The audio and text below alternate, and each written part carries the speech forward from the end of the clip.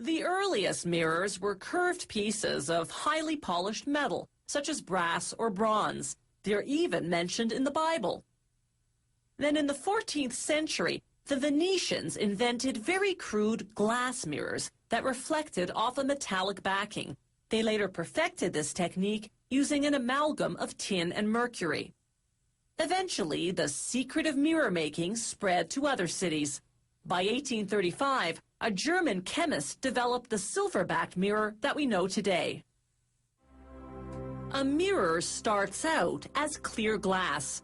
A robot lays each panel horizontally on a conveyor belt, which transports it to the washing station.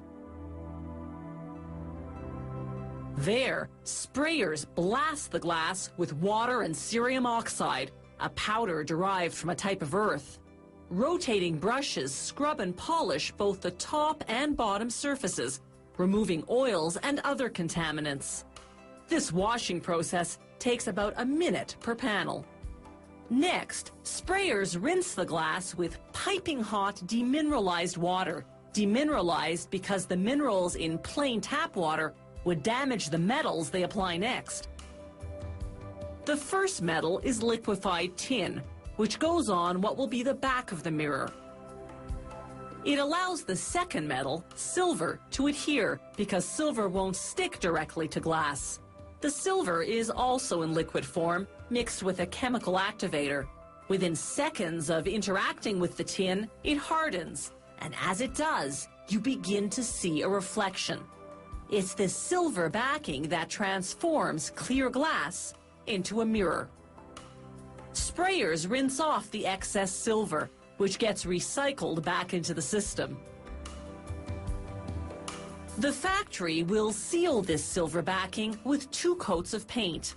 Paint by itself, however, isn't enough to protect the silver in the long term, so they first spray on a layer of copper.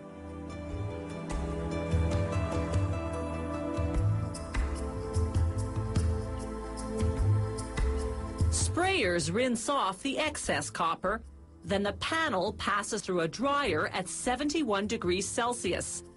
This evaporates the moisture on the surface in just 75 seconds. Now the panel passes copper side up through what's called the curtain coater, a machine that runs a continuous curtain of paint across the conveyor belt. With its fresh coat of paint, the mirror then passes through an oven heated to 99 degrees Celsius. After a minute and 45 seconds, the paint is cured. Now the second coat of paint. There's no reason for the different color other than to differentiate the coats. The curing period this time is twice as long and at a higher temperature, 118 degrees Celsius.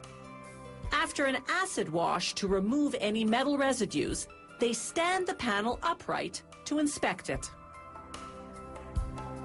If they find a fault, such as a bubble in the glass, they cut that portion out.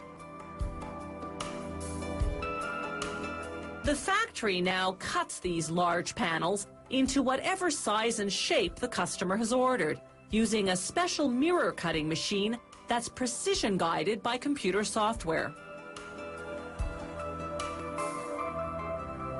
It scores the mirror using a carbide wheel. Carbide is a strong metal.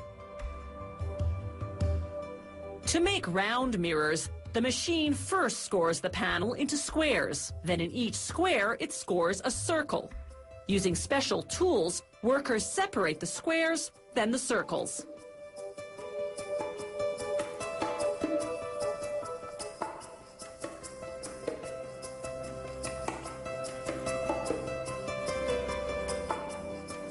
To make beveled mirrors, they use what's called the shape bevel machine. First, it carves out the edge, then polishes it to a shine using concentrated cerium oxide, a stronger version of what they used earlier to clean the glass surface before plating it with metals. Mirror factories also ship whole panels to shops that do the cutting themselves. A fragile feat That's certainly not for the superstitious.